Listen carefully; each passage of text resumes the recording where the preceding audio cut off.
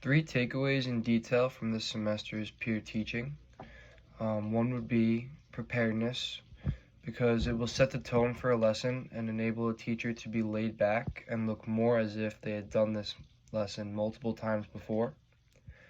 If everything is in the correct place, it lowers the stress of having to set up last minute or fill in a whiteboard while you already have the class's attention, which can be stressful.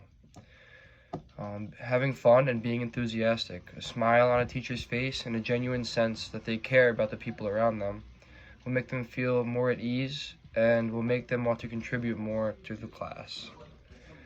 Giving students their own time to shine will have them thinking about it the rest of the day. Students respond very well to routines and procedures, which are effective in being time efficient. This is an important takeaway because I will certainly be using it for tasks such as attendance, arrival, and dismissal. I'm also excited to make it unique and fun as I become more comfortable in a teaching role. And it's good because these arrival and dismissals, they happen every single day. Moving forward, 3 things for improvement.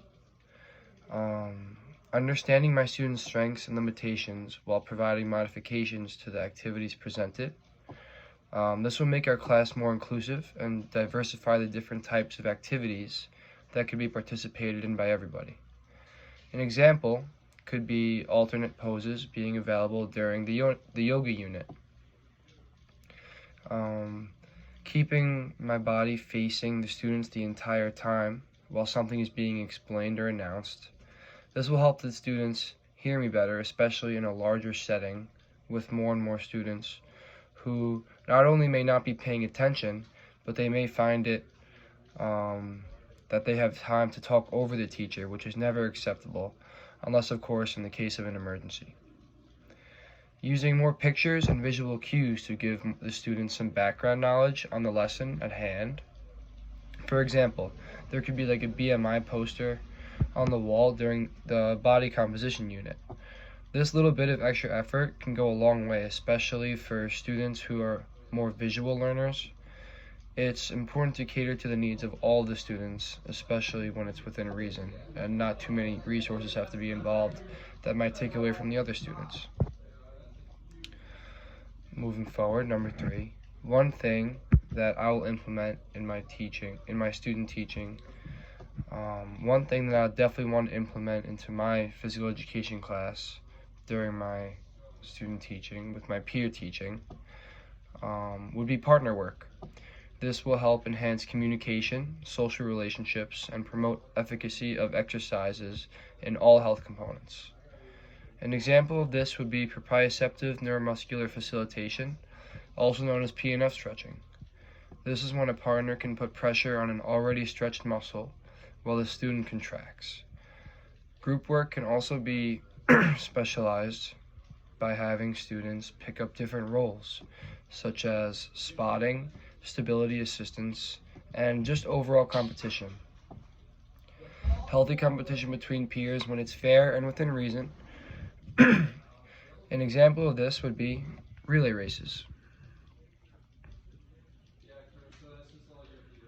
So, 2 examples on how I would integrate physical literacy into physical education, one being in elementary and the other one in secondary, which would mean like middle school or high school. Now, first, one way to integrate physical education into an elementary school setting would be using animal movements. This would have students pretend to be different animals and mimic their movements. For example, they can hop like a bunny on one leg, or they can do a crab walk and say that they can be crabs. Depending on what their favorite animal might be, they might even want to slither like a snake. This activity not only encourages creativity, but also helps improve coordination and body awareness. This also helps students stay engaged because they might be more interested in animals than maybe like regular old exercises, because the animals add a theme to it, which makes the students more engaged and intrigued in what's going on. Now, one way to promote physical literacy in a high school gym class or middle school, which would be secondary education, is to incorporate the concept of overload. Overload refers to challenging the body beyond what it currently is comfortable with in order to improve fitness and performance. The principle can be reinforced by designing fun and engaging activities that progressively increase in intensity or duration. For example, someone could create circuit training workouts with different stations, targeting strength, cardiovascular endurance, and flexibility, for example. This helps students understand the importance of pushing their limits and working towards their fitness goals.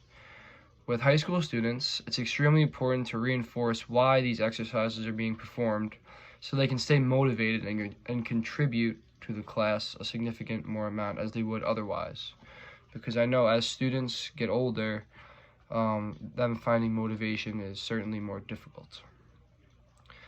Okay, this has been my final reflection on peer teaching and how I'm going to take all of these things and move it towards my student teaching and teaching throughout the rest of my career. Thank you.